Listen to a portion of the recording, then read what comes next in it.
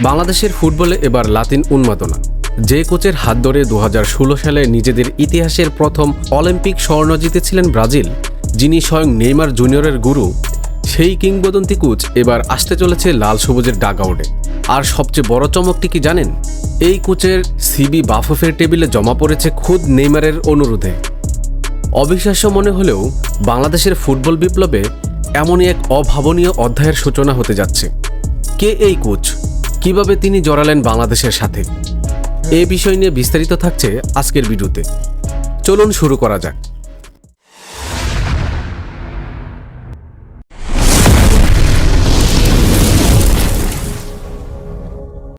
হাবিয়ার কাবরেরার বিদায়ের পর Bangladesh football federation খুঁজছে এক যোগ্য কাণ্ডারি।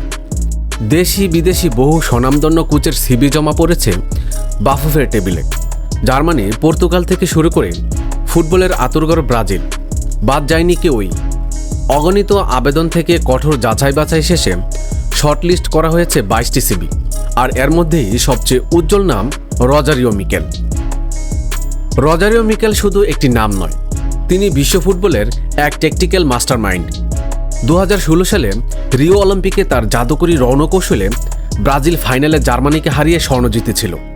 তবে মিকেলের ক্যারিশমা শুধু ব্রাজিলেই আটকে নেই, তিনি তরুণ প্রতিভা বিকাশে বিশ্বসেরাদের একজন। সম্প্রতি মিশর অনূর্ধ্ব-23 দলকেও তিনি সাফল্যের চূড়ায় নিয়ে গেছেন। হামজা চৌধুরী কিংবা রোনাল্ড সুলেমানদের মতো তরুণ ও প্রতিভাবান প্রবাসীদের নিয়ে যে নতুন স্বপ্নের জাল বুনছে বাংলাদেশ, মিকেলের মতো একজন ভিশনারি কোচ সেই স্বপ্নকে বাস্তবে রূপ দেওয়ার জন্য একদম পারফেক্ট। কিন্তু এত হাই প্রোফাইল একজন কোচ কেন বাংলাদেশের মতো র্যাঙ্কিংয়ে পিছিয়ে থাকা দলের দায়িত্ব নেবেন? এখানে লুকিয়ে আছে মাস্টার স্ট্রোক। গুঞ্জন রয়েছে স্বয়ং নেইমার নিজে মিকেলকে বাংলাদেশের হয়ে কাজ করার জন্য অনুরোধ করেছেন। শুধু তাই নয়, নেইমারও তার বাবার বিশেষ হস্তক্ষেপে এই বিশ্বজয়ী কোচ হয়তো তুলনামূলক কম বেতনেই বাংলার ফুটবলের দায়িত্ব নিতে রাজি হতে পারেন।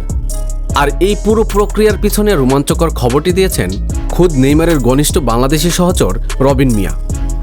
আপনাদের কি মনে হয়, রজারিও মিকেল কি হতে পারবেন বাংলাদেশের পরবর্তী কাণ্ডারি?